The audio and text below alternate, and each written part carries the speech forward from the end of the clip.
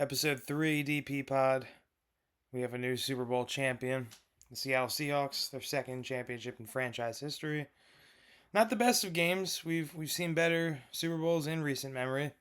Maybe not last year. As an Eagles fan, great.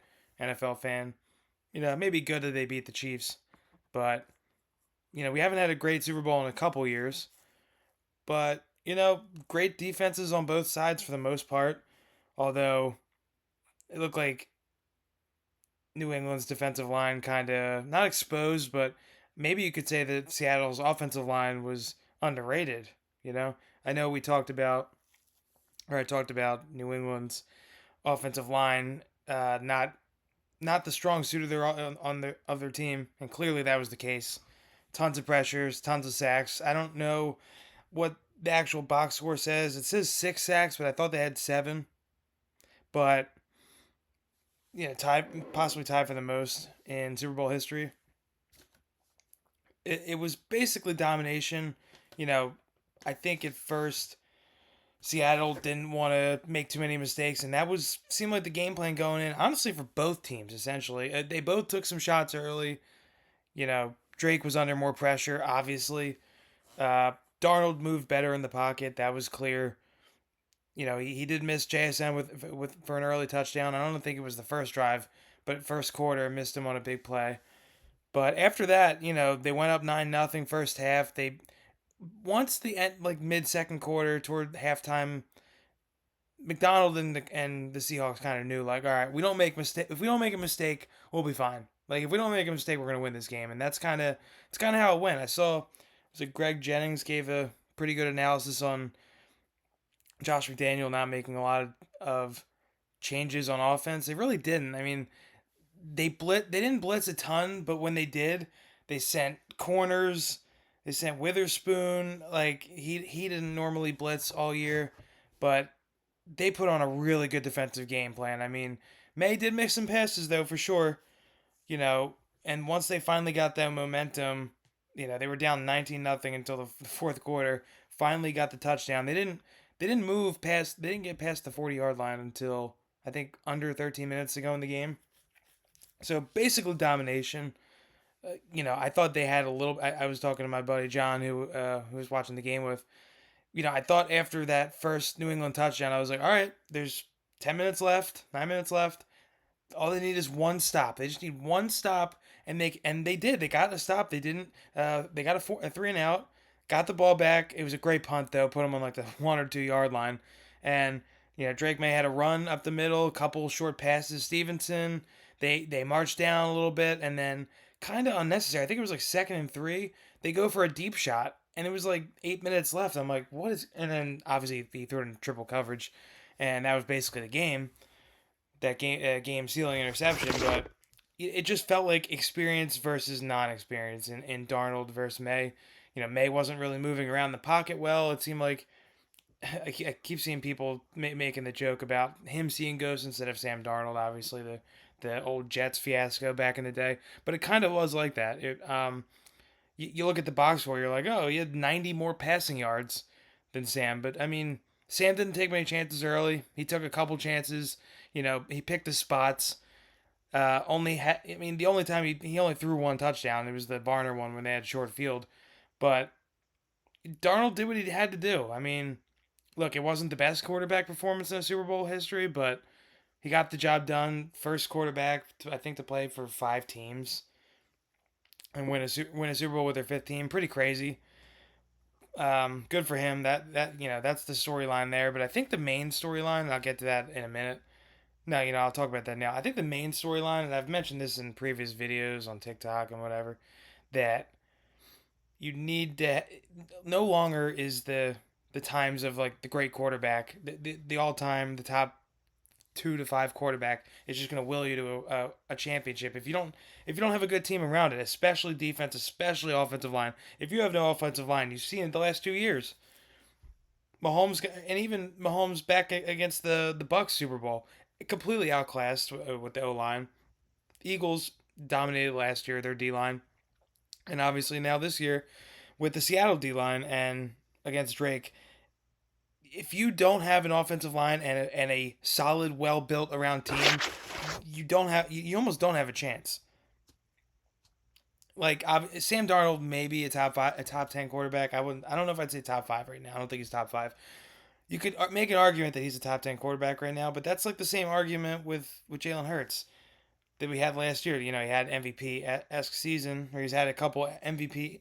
He had the MVP ish season when they made the Super Bowl a few years ago. You know, he picked the spots. He's in the second class, like Darnold, Purdy, maybe Caleb Hurts. Like they're all in that like second tier of quarterbacks that people keep saying. You know, I think that we can go into a quarterback discussion, you know, in a different episode. But it was domination by Seattle. The first half was kind of a feel out. Both defenses were locked in. But Walker and the O line, you know, they ran him down for 3 quarters. They could not stop Kenny Walker for from doing anything. He got to the outside, found little holes. I mean, had a couple nice receptions too. I mean, the JSN didn't even do anything. He got a concussion when he had like three or four catches. He was barely a factor. I think he had like 8 targets at one point, but only had like 2 catches. He didn't really do much. You know, my Super Bowl MVP that I took Ernest Jones. He had the team leading tackles, but you know wasn't enough to win MVP. Walker did enough. Jason Myers did enough. You know, just the defense as a whole. Mike McDonald. It was a very good showing. It was a very good showing. Congratulations to the Seahawks. It was a good game for a pure football fan, I would say, to watch. It was not the most aesthetically pleasing game. Obviously, we've had much better Super Bowls in the past, no doubt. But you know, 15 punts in a game, that's tough. I wrote that down. I mean, at one point, Drake May was 8 of 18. Like I said before, you go to the box score, you're like, wow, Drake May, and he had 2 picks, but 2 touchdowns, and 2 touchdowns came both in the fourth quarter. I think he had over 200 passing yards in the fourth quarter, which is crazy. But yeah, it was a tough game for New England. They were definitely outclassed. It's gonna be really interesting to see what the AFC looks like next year, because there's a lot of teams that missed. They were good last year. A lot of teams that are good that we don't know if they're gonna be good next year. It's just there are I'm going off the dome here. There's probably like 12 AFC teams that are going to be competing for those 7 spots, roughly, maybe 13. Like we have no idea either. I don't think Kansas City's going to be in it. I don't think Mahomes is going to be back in time to play any of the. He got hurt at the very end of the season, so might be a wash year for them. Will the Bills break through? I don't know. New offensive coordinator, the Ravens. We'll do an NFL discussion later, but congratulations to the Seahawks on their second championship ever. Uh, Kenneth Walker, first running back since Terrell Davis, almost 30 years ago, to win Super Bowl MVP. You know, I thought this was cool that Kenny Walker, excuse me, it's because the picture is him.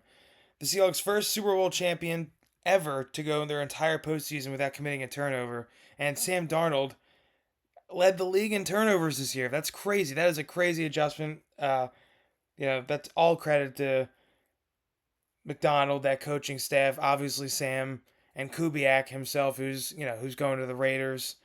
He's going to be their head coach. That's going to be interesting. They'll probably have Fernando Mendoza. They're going to have to do an overhaul, but just really cool stuff. You know, not the best Super Bowl, like I said, we've ever watched, but hey, it's football, and just like that, it's gone. Not forever, but not forever. But it was a good Super Bowl. Not a pretty good season overall. Sucked to see the Eagles season end really short, but yeah, who knows what I'm going to talk about for the next 5 months, 6 months. I know. We'll get into it eventually. We've got baseball coming up soon. You know, UFC's year round. Basketball playoffs coming soon. But it's gonna be interesting. World Baseball Classic. I can't wait to talk about that. I'll wait a couple weeks more to go into that. Harper, Judge, Schwarber, Skeens, Scooble. Oh, it's gonna be fun. But not a terribly long video tonight. I did see another thing. we, we were um, talking about Kalshi and all them the other day, all those sports books. But how about how about packages and TV deals in general? They're fun, right? Sports deals. This is a fun one I've seen. Someone they said if you want MLB TV this season, you need to jump through ESPN hoops. We love that, right? Even fans purchasing MLB TV through MLB's platforms rather than ESPN will still need to be ESPN Unlimited subscribers, whatever that is, to purchase the package. In other words, MLB TV is now behind a double paywall. Well, if one wasn't enough. You'll need to purchase MLB TV, which is priced at $150 per season for new subscribers and $135 for returning, in addition to the ESPN Unlimited plan, which is $30 per month. I'm not going to do the math, but that is way too much. That's ridiculous. Baseball's had that issue for years now with the local blackouts and all that crap, but yeah, I mean, you want your sport to become more popular, and then it's this shit. So hey, at least the Dodgers get all the good players. Yeah, at least. Uh, yeah, that's kind of stupid. Nobody wants to see that. But what else can we do tonight? Oh yeah, and then another one. This see, I don't know if this is good or bad. I just saw this right before I went on. What is going on? All right, YouTube TV is launching a sports skinny bundle according to the Sports Business Journal. Sports plan $65 a month, 55 for new users for year one. Includes ABC, CBS, Fox, NBC, FS1, NBC Sports, and all ESPN nets. ESPN Unlimited in 2026. YouTube's pitch to bring broadcast and streaming exclusive back into one place. Kind of feels like a pipe dream, if I'm being honest. Didn't do a ton of research. I just saw this. Um, I was thinking about purchasing YouTube TV, honestly. I was thinking about getting rid of a couple subscriptions. I don't really listen to as much music anymore. Maybe it's because my car radio is broken, but I was thinking about maybe going after YouTube TV, but we'll see how good this deal actually is if it does materialize. It says they're launching. What are they calling it? Sports skinny bundle. It's kind of weird, but yeah. Oh, a couple more. We'll do a couple more things before we log off. I'm gonna start having some people on here. I want to have John on here soon. He's a big sports fan too, just like me. No hockey or soccer, really. I'd like to have my other buddy on here too, but we'll get into that eventually. Oh yeah, oh yeah, the commercials. Yeah, commercials, right? Super Bowl commercials. I don't even want to get into all of them, but the AI commercials pissing me the fuck off. I'll tell you that much. I don't even. The Goodwill Hunting commercial. That looked like dystopian fucking shit. Bringing all the '90s and early 2000s actors, like, look, we're all young looking, and then sticking Brady in at the end. It just felt like dystopian as fuck. I did not like that at all. There were too many like AI and gambling and fucking just crap commercials. I think I might have giggled at like one or two. Giggled. But I might have chuckled at like one or two commercials. It sucks. When I was a kid, I know it's. When I was a kid, fucking 10 or 12 years ago, all the commercials were like pretty funny, pretty comical. Some of them stupid. And I'm sure different generations will think different things. But yeah, the commercials kind of sucked for the most part. That pissed me off. But yeah, and the last thing I wanted to talk about, I saw this morning Super Bowl 61. I don't know why I didn't know this, but Super Bowl 61 is going to be on ESPN. This is the logo they dropped for it. But ESPN hasn't had a Super Bowl since I think they said 2006. Where was it? Let's look it up. It looks like they're phasing ABC out, which is kind of weird.